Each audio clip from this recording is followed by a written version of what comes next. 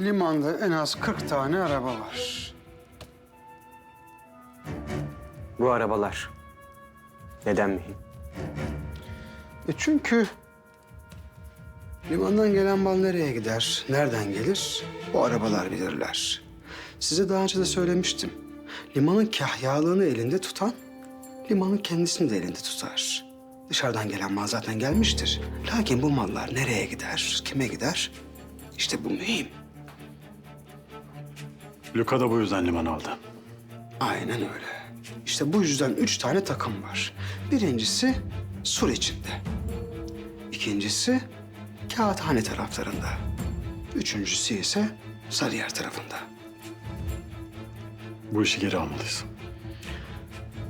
Alacağız Allah'ın izniyle de benim merak ettiğim Luka bir işi neden bu kadar istiyor? Ya neyi öğrenmeye çalışıyor bu adam? Alırız diyorsunuz da paşam. Luka'nın en az 40 adamı vardır orada. Biz 4 kişiyiz. Söğütücük. 4. Paşam, sokaktan havadisler var. Koyduğunuz nizamları kimse dinlemiyor. Karar almışlar, adamlarına dahi sahip çıkamayan birinin nizamlarına uymayız diyorlar. İyi FETÖ'cüğüm. Sen bu adamları tek tek bir yere yaz. Yaz ki vakti geldiği zaman onları tek tek silebilelim.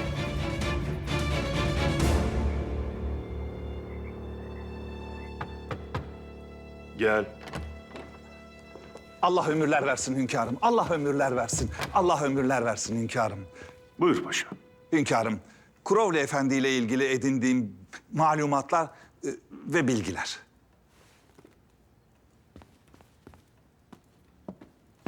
Hünkârım, adam kimyagermiş, mektep tahsili yapmış, ailesi de varlıklı. Bu şahıs gençliğinden beri Kullim Abdullah Efendi ile arkadaşlar. Lakin bir mesele daha var hünkârım. Nedir o? Hünkârım, bu Crowley'nin gençlikte masonlarla bir işi olmuş.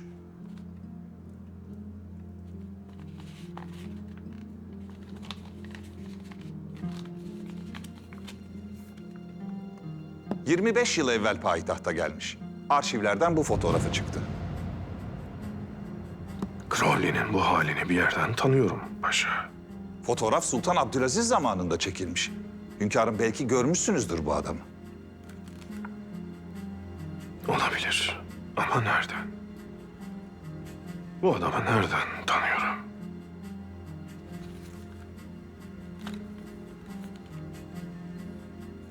Tanıyamadım hünkâr. Hünkârım, size sunmuş olduğum evrakta Crowley'nin nerelere gittiği, ne kadar İngiltere'de kaldığı, ne zaman payitahta geldiği, akrabaları, yaptığı işler, her şey. Sağ olasın paşa. Kıymetli bir mesai olmuş. Bu kadar zor bir işi bu kadar kısa vakitte toparlamanız takdire şayan. Aman hünkârım, bizim başka ne işimiz var ki? Allah size, Allah devletimize zeval vermesin. Mahmut Paşa yaşadığı sürece hünkârım, size, devletine hizmetten uzak durmasın inşallah.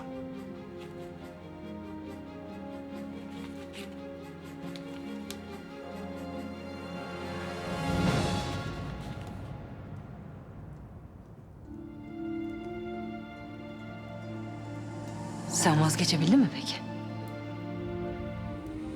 Süheyla'nın tek bir resmini yırtmış olman onu unuttuğunu kanıtlamaz. O sır gibi sakladığın atölyen Süheyla'nın resimleriyle dolu.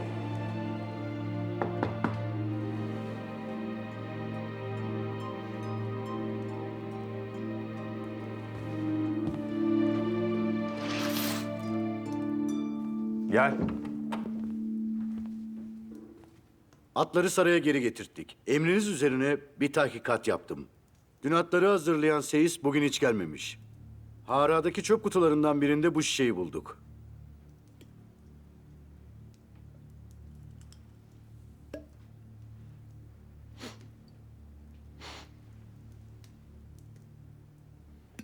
Ata ilaç verilmiş olmalı.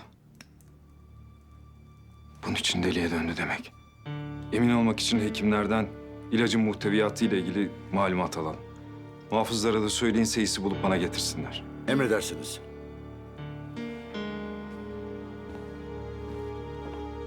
Paşam, vallahi tam sizin de ne kadar canla başla çalıştığınızı söyleyecektim ki araya hünkârımızın lafı girdi. Olsun paşam, mühim değil. Hünkârımız da pek memnun oldu vesikalara. Övdükçe övdü beni. Devleti daim olsun. Amin. Lakin abartmayın paşam. Hünkârımız yaptığınız işle alakalı olarak sizi takdir etti. Vazifenizi daha iyi yapabilmeniz için. Müsaadenizle. Tahsin Paşam. İçim rahat etmedi. Ben de sizi takdir etmek istiyorum. Hünkârımızın yerine. Söylemiş olayım. Mahmut Paşam, Peygamber Efendimiz bir hadisinde din kardeşinden bir ihtiyacını isterken onu övmekle söze başlamayın. Böyle yapan onun belini kırmış olur buyurmuşlardır. Kurban olayım Peygamber Efendimiz'e. Ne güzel söylemiş. Mahmut Paşam, ahir zaman. Yeni dünya düzeni böyle işliyor demek ki. Birileri çalışıyor, diğeri de onun yerine övgü ve takdir bekliyor. Yapmadığı işleri yapmış gibi gösteriyor. Tahsin Paşam, Tahsin Paşam. Ne kadar haklısınız vallahi. Ne insanlar var.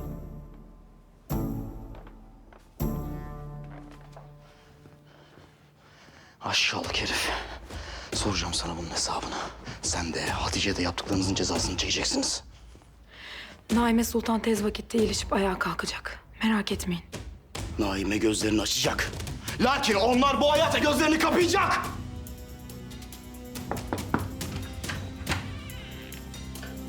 Şehzadem, haber vermemi söylemiştiniz. Kemalettin Paşa saraya getirildi.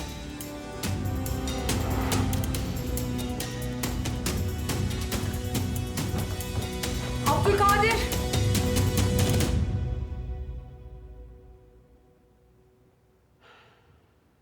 Bir değişiklik yok mu vaziyetinde? Maalesef sultanım. Verdiğimiz ilacın tesir etmesini bekliyoruz. Kızımı iyileştirin hekimbaşı. Ne icap ediyorsa yapın ve kızımı iyileştirin. İnşallah sultanım. Müsaadenizle.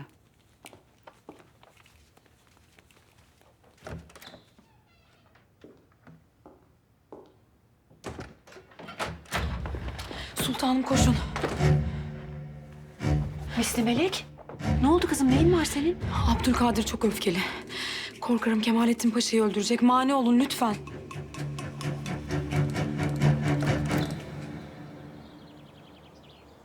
Liverpool'da tüm Müslümanların bir emrimizle nümayiş yapmaları İngilizleri çok korkutmuş paşalar. Bizim için bir karar almışlar. Ne kararı? Bizi öldürmeye azmetmişler paşa. Bunu daha evvel de denemişlerdi hünkârım. Lakin bu sefer başka. İşin arkasında İngilizler ve Masonlar var. Neden şimdi hünkârım?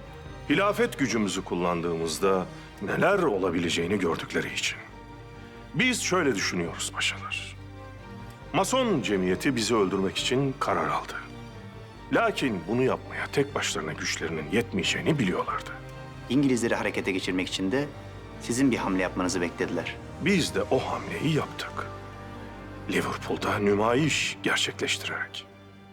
Bize bu hamleyi yaptıracak malumatı Masonlara bu adamın verdiğini düşünüyoruz. Ben kendisini bir yerden tanıyorum. Bu gençlik resmi. Aranızda tanıyanlar var mı diye merak ediyorum. Paşam. Crowley efendim, kimyager.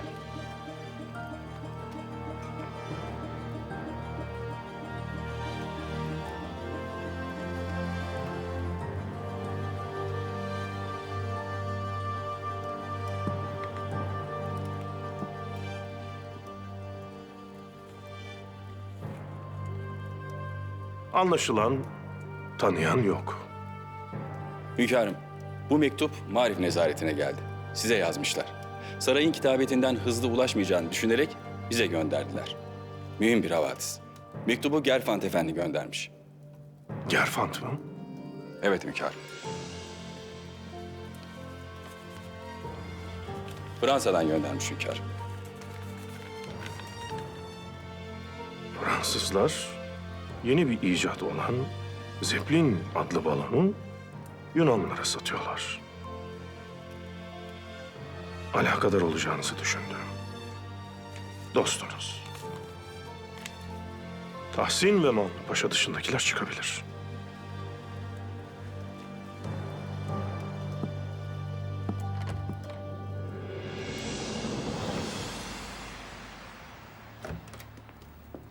Şehzadem. Şehzadem. Karışma! Şehzadem yemin ediyorum ben Naime'ye zarar verecek hiçbir şey yapmadım. Abdülkadir! Geberteceğim. Abdülkadir dur! Geberteceğim. Bunu da aşağılık Hatice'yi öldüreceğim. Ne duruyorsunuz? Ayırsanıza şunları! Abdülkadir diyorum sana, dur diyorum sana! Ne yaptığını zannediyorsun sen? Sultanım. Sultanım. Bizim hiçbir suçumuz yok. Yemin ederim. Götürün zindana.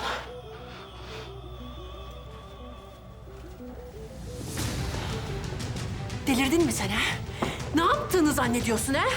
Bu alçaklar yaptıklarının cezasını ödeyecekler.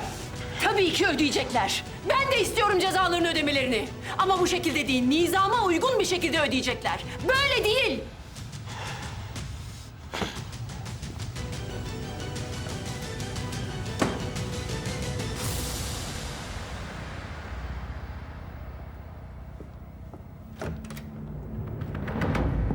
Bize yapacakları suikasti kime ihale ettikleri anlaşıldı paşalar. Hünkârım, cehaletimi mazur görünüz. Bu Zeppelin mi ne? Ne ki bu Zeppelin? Uçan balonların daha büyüğü paşa. 1865 yılında icat edildi. Geçen yıl daha iyisi yapıldı ve artık daha hızlı. Yüksek mesafelere çıkabildiği için artık görmek daha zor. Hünkâr, anlaşılan Yunanlılar savaşın intikamını almak istiyorlar. Yakınlardan kaldırılacak bir zeplin payitahta gelip saraya bombalı bir suikast gerçekleştirebilir. Yunanlıların o zeplini almasına mani olacağız. Mahmut Paşam, siz gidip Fransız sefirle görüşünüz. Emredersiniz hünkârım.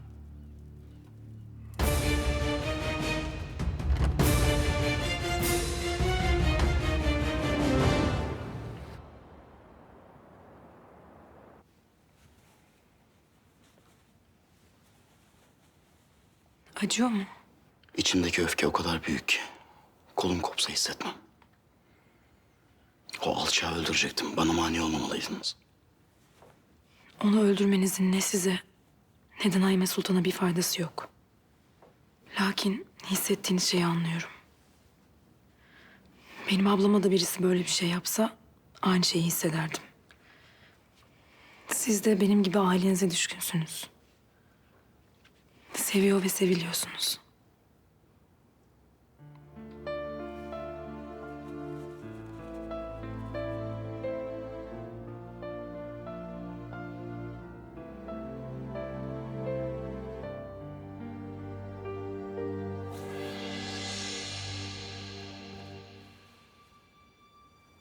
Ben bir Naime'ye bakayım.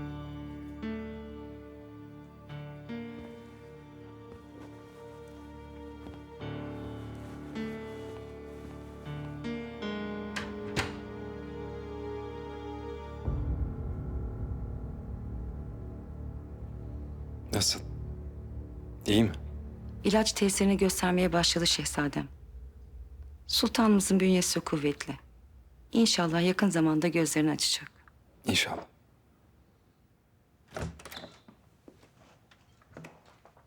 Hünkârım. Babacığım, ben de Naime'nin durumunu sormak için gelmiştim. İnşallah yüreğimize su serpecek bir havadis vermişsinizdir. Yakında vereceğimi ümit ediyorum hünkârım.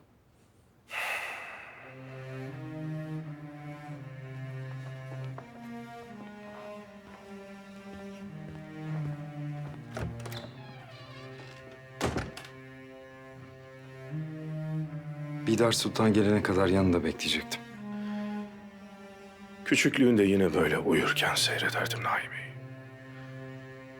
Uyanmasın diye ses çıkarmaktan imtina ederdim. şimdi uyansın diye dua ediyorum.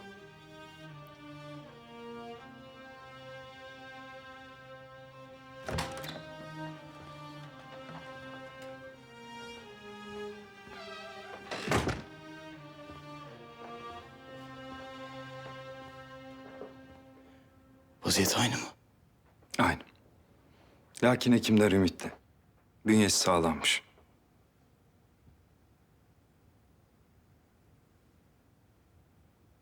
Kemalettin'i zor almışlar elinden. Almasalar da öldürebilirdim hünkârım. Sizin nazarınızda yeteri kadar kabahat işledim.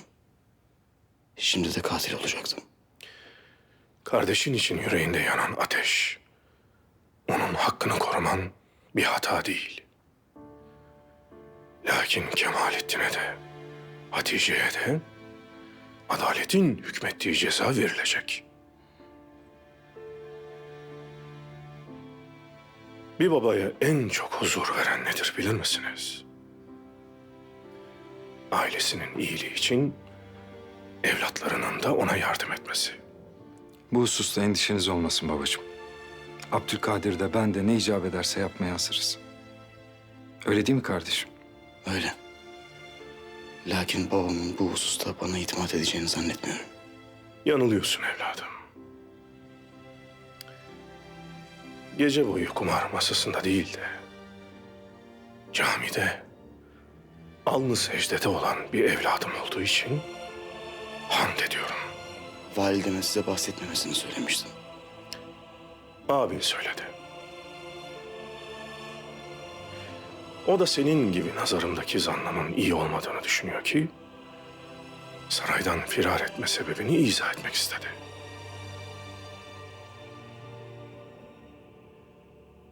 Bir de kızımın gözlerini açtığını görsem bana yeter. Daha önce Naime'nin ölmesini istediğim zamanlarım oldu. İnkar edecek değilim. Ama hala sana yemin ederim ki kendimden utandım. Biz Naime ile kardeş gibi büyüdük. Ben asla ona zarar vermem. Hala, bana inanıyorsun değil mi? İnanıyorum kızım. Bunu senin yapmadığından eminim. Eminsiniz öyle mi Seniha Sultan? O halde Naime yalan söylüyor. Şu anda yatağında ölümle pençeleşen kızım yalan mı söylüyor? Ben öyle demek istemedim. Bidar kadın. Naime belki de bazı şeyleri yanlış anlamıştır. Yanlış anlayan da yapan da sizsiniz. En başından beri Hatice'ye arka çıkmakla hataların en büyüğünü yaptınız. Halen daha da yapmaya devam ediyorsunuz. Bidar Sultan. Size yemin ederim ben Naime...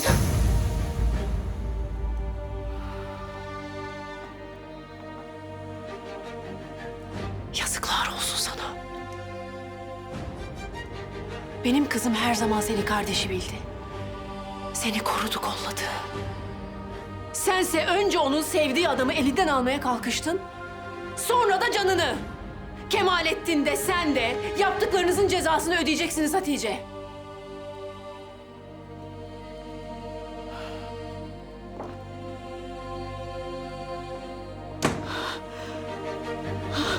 Kızım.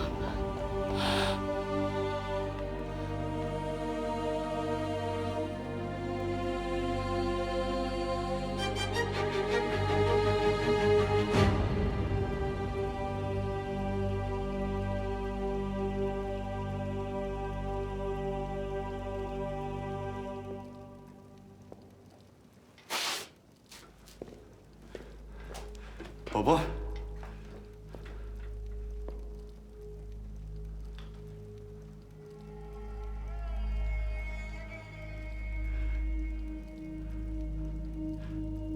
Baba ne olur bir şey söyle. Ordunun başında içtimadaydım. Ben, hünkârımızın şereflendirdiği Plevne kahramanı Osman Paşa. Başım dik, gönlüm ferah. Önümde dizilmiş askerlerin başında dimdik duruyordum timsal olarak. 2 muhafız getirdi haberi. Oğlunuz aşığıyla bir olup karısını, hünkârın kızını zehirledi diye. Yer yarılsaydı da yerin 7 kat dibine gitseydim. Nefesim kesilseydi de ölseydim dedim. Osman Paşa boynu bükük saraya döneceğine o boyun kopsaydı dedim. Baba. Bana baba deme! Senin gibi evladım yok artık. Baba. Sana yemin ederim. Naime'ye o zehri ben vermedim. İnan bana, ben vermedim. Ben Naime'yi mutlu etmek için elimden geleni yaptım baba. Sen kendinle birlikte benim şerefimi de 2 paralık ettin. Hayır. Senin gibi evladım olduğu için, hünkârımıza karşı sana kefil olduğum için utanıyorum.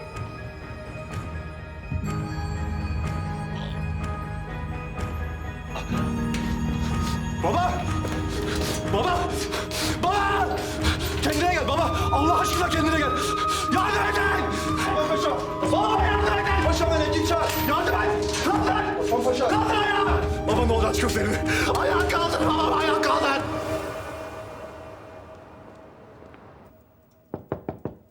Gel. Efendim, Mahmut Paşa geldi. Sizinle görüşmek istiyor. Yok de yok. Gönder gitsin.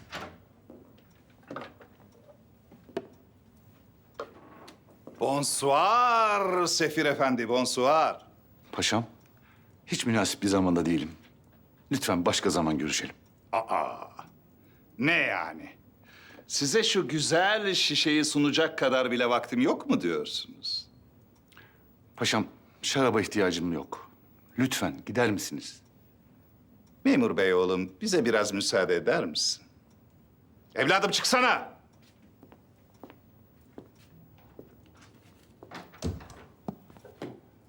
Ben düşündüm, taşındım Sefir Efendi.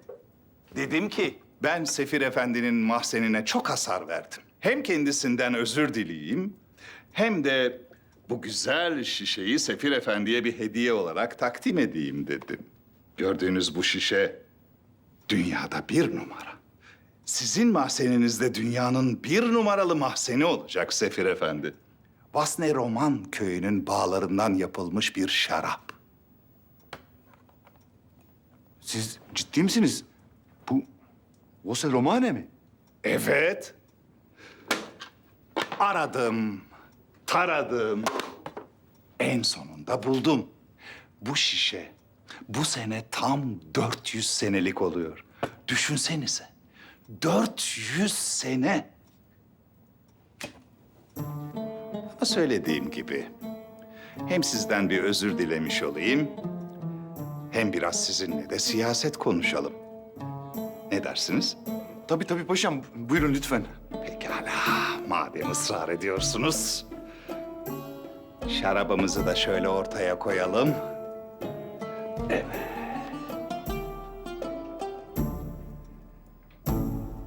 Evet, Sefir Efendi. Duyduk ki Yunanlılar sizden Zeppelin satın alacakmış. Evet, doğrudur. Bizde 2 tane var. Birini satmaya karar verdik. Yunanlarla görüşüyoruz ama henüz bir karar vermedik. O halde Zeppelin'i bize satabilirsiniz. Paşam, Yunanlarla anlaşmak üzereyiz ama. O zaman üzülerek de olsa size hediye ettiğim bu şarabı geri almak zorundayım. Ayrıca biliyorsunuz, ben sakar bir insanım. Şimdi sizden aldığım bu üzüntü dolu haberle yolda yürürken elimden bunu bir kaysa, bir kırılsa, bir hiç uğruna yok olup gidecek. Yürek dayanmaz vallahi billahi. Ama belki siz hünkârımızın huzuruna çıkıp bu zeplin meselesini konuşmayı bir kez daha düşünebilirsiniz. Tabii ki. Yani ha Yunanlılar, ha Osmanlı. Neticede ticaret yapıyoruz. Değil mi? Ha Yunanlılar, ha Osmanlı. Sonuçta bu bir ticaret. Kesinlikle. O halde Sefir Efendi, bana müsaade. Müsaade sizin efendim. Sizden ricam bu zeplin meselesini hünkârımızla ivedilikle çözünüz. Paşam, hiç merak etmeyin. Saygılar, sevgiler. Görüşmek dileğiyle. Mason hocamız yapacağı eylemle bütün dünyaya gücümüzün ve kardeşliğimizin ne kadar büyük olduğunu gösterecek. Sevgi ve kardeşliğin bütün dünyaya hakim olması için istibdatçı ve zalim sultanı ve onun hanedanını yok edeceğiz. Bir mesele var efendim. Buyurun, anlatın. İçimizden biri ifşa oldu. Kim? Biraderimiz Crowley. Emin misiniz? Evet. Abdülhamit hakkında tahkikat yaptırıyor. Bir hamle yapmamızı ister misiniz? Endişe edilecek bir durum yok. Ben meseleyi hallederim. Sizin ifşa olacak bir hamle yapmanızı istemiyorum. Gizli kalmanız bizim için her şeyden daha mühim.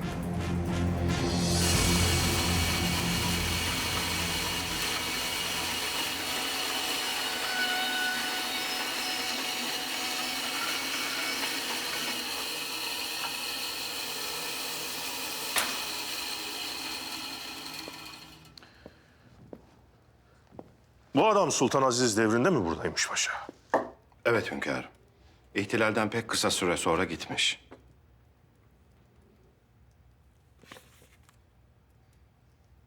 Hatırladım paşa. Hatırladım.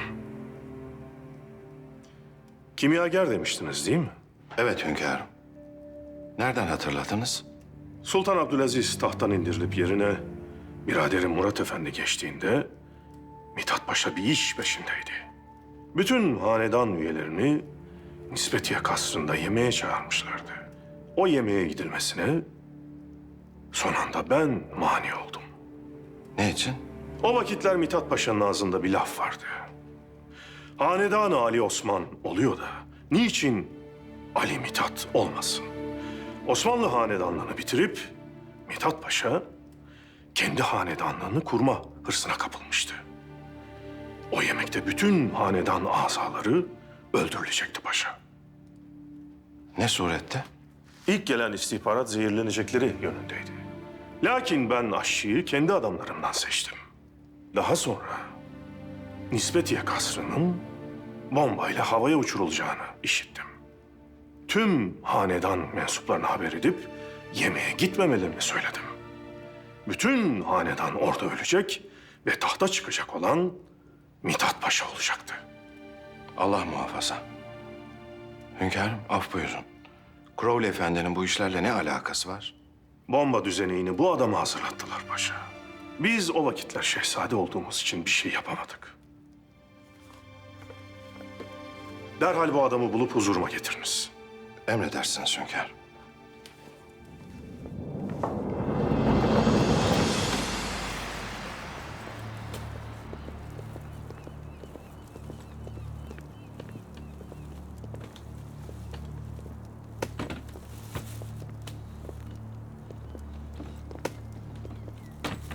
Hop hop hop.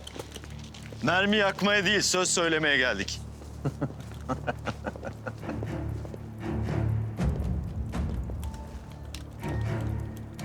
İşittim ki sahibiniz tasmalarınızı açmış. Oo, böyle it gibi havlayacaksak anlaşamayız.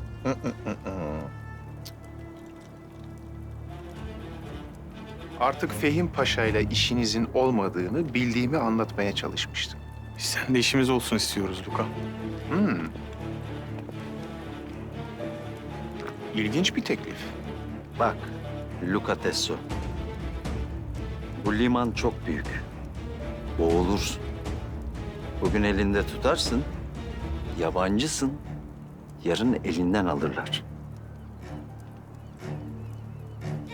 Tamam. O halde benim emrimde çalışın. Sen yanlış anladın.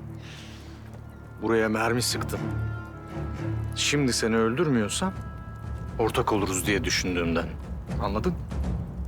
Bir efendimiz olsun isteseydik, Fehim Paşa ile devam ederdik yolumuza. Ortak olacağız.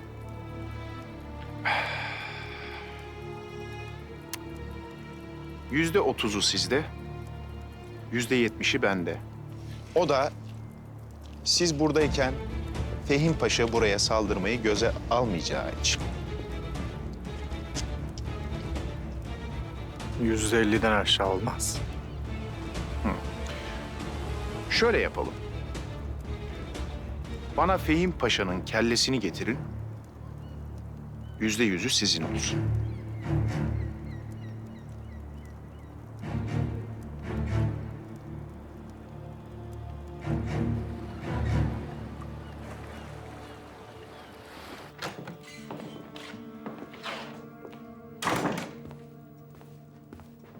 Beni çağırmışsın. Locada yeni bir karar mı alındı? Abdülhamit seni arıyor. Neden arıyormuş? Neden endişelendin bu kadar? Payitahta ilk geldiğinde karşısına çıktın. Maziye dair bir şeyler hatırlamış olabilir. Abdülhamit'le nasıl bir hatıran var? Onunla değil, Mithat Paşa'yla. Anlat. Mithat Paşa, İngiliz Mason locusundan bir yardım talep etti. Çok iyi kimyager bulunmasını istemiş. Neden? Nispetiye kasrında hanedanı yok edecek bir bomba yapmak için beni vazifelendirdiler. Payitahta gelip bombayı hazırladım. Ben bütün tertibimi senin üzerine yaptım. Bunu neden daha önce söylemedin? 25 yıl oldu. Hala bu işin peşinden gideceği aklımın ucundan geçmedi. Abdülhamit, intikam günü gelene kadar mühlet verir. Ama asla alacağı intikamı ihmal etmez. Hemen İngiliz sefaretine git. Siyasi olarak seni tutuklayamayacakları bir dokunulmazlık talep et.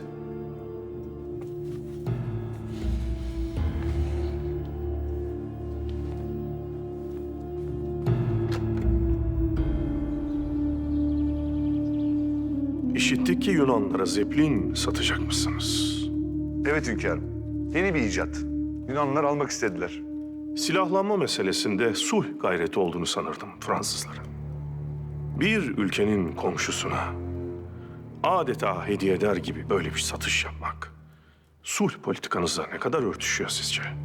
Hünkârım, Zeppelin bir savaş aracı değil ki. Pekala siz de biliyorsunuz ki Zeppelin'den bomba atıldığı vakit bir harp makinesine dönüşebilir. Peki hünkârım, bu hususta ne yapmamızı istersiniz? O Zeppelin'i bize satın. Mümkün olabilir hünkârım. Lakin Yunanlılara sattığımız fiyatın 3 misline. Yunanlılarla bozulacak olan anlaşmanın tazminat bedelleri var. Biz o bedeli karşılamaya hazırız. Yunan ekonomisi pek iyi değil. Bu onlar için de bir iyilik olacak. Böyle bir ekonomik yükten onları kurtarmış oluruz. Memnuniyetle. Ben bu durumu Zeppelin üreten şirkete ileteceğim. Âlâ.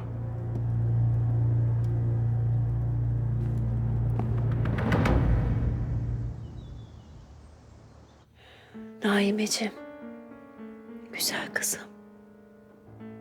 Yavrum aç gözlerini artık ne olursun. Kalk ayağa. İstersen bana yine kız, bağır. Yeter ki sesinden mahrum bırakma güzel kızım.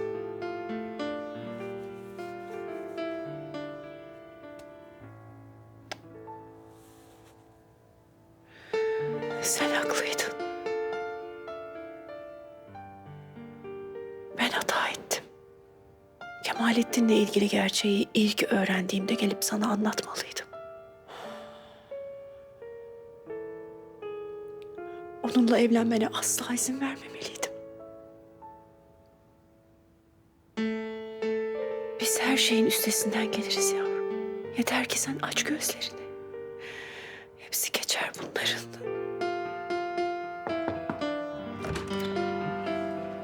Sultan. Vasfi Paşa sizinle görüşmek istiyor.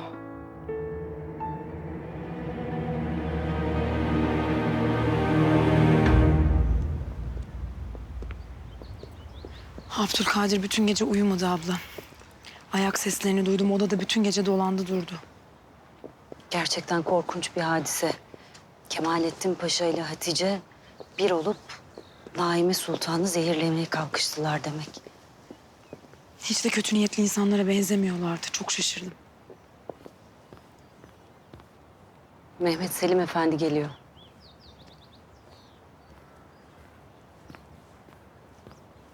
Kolunuz nasıl oldu? Sağ olun, daha iyi. Çok şükür. Ablam kazayı hafif atlatmış. Bu bir kaza değilmiş. Anlamadım. Harada çöplerin arasında bir ilaç şişesi bulunmuş. Tetkik ettirdim. Attan da kan örneği aldırdım. İlacı ata enjekte etmişler. Sanırım atı çıldırtmak için bunu kasıtlı olarak yaptılar. Kim böyle bir şey yapmak isteyebilir ki? Neden ablamı öldürmek istesinler? Ablanızı değil, benim canıma kastetmiş olmalılar. Ablanızın o ata bineceğini düşünemezlerdi.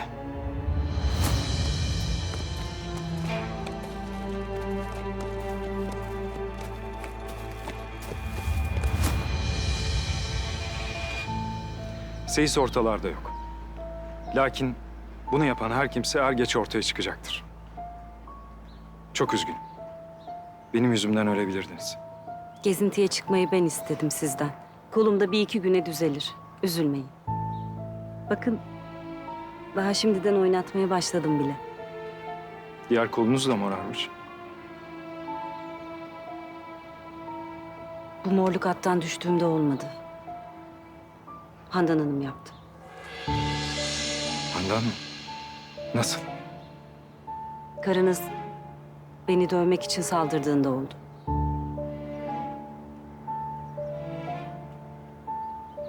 Safiye, sana bir pusula var. Bana mı?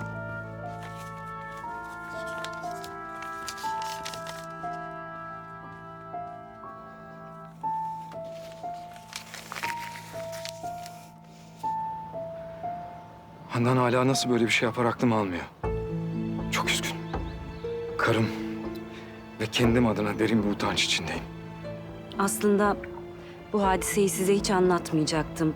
Lakin Handan Hanım'ın haleti ruhiyesinin iyi olmadığını bilmeniz icap eder. Eğer o gün etraftakiler olmasaydı... Size atölyedeki resimleri göstermiştim. Süheyla Hanım'ın resimleri. Evet. Handan atölyeye gittiğimizi öğrenmiş. Sonra da gidip resimleri de görmüş. Çok kızgındı. Süheyla'nın hatırası onu ziyadesiyle huzursuz ediyordu zaten. Şimdi de onun yerine sizi koyuyor. Lakin bunların hiçbirisi mazeret değil. Size saldırması korkunç bir şey. Bu kadar olmaz. Size karşı derin bir mahcubiyet içerisindeyim. Bunu bilmenizi isterim. Şimdilik müsaadenizle. Abla keşke söylemeseydin. Şimdi Handan Hanım'la kavga edecekler. Sana daha çok kinlenecek sonra. Hak etti bunu. O gün ata ilacı verdirten de, beni öldürmeye çalışan da oydu. Handan'dı.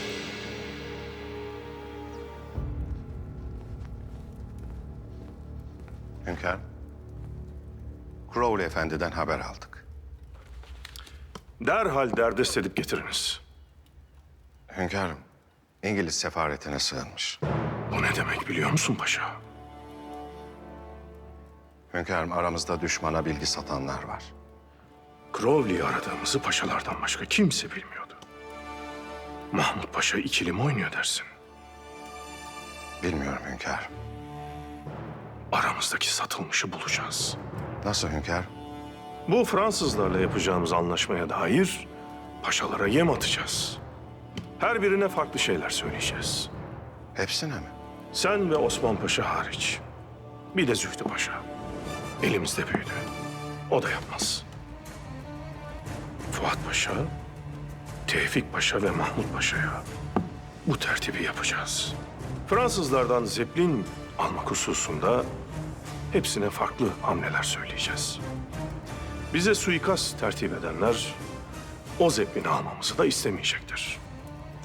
Bu hususta kime söylediğimiz yerden mani çıkarsa hain o paşadır. Hepsiyle tek tek görüşeceğiz.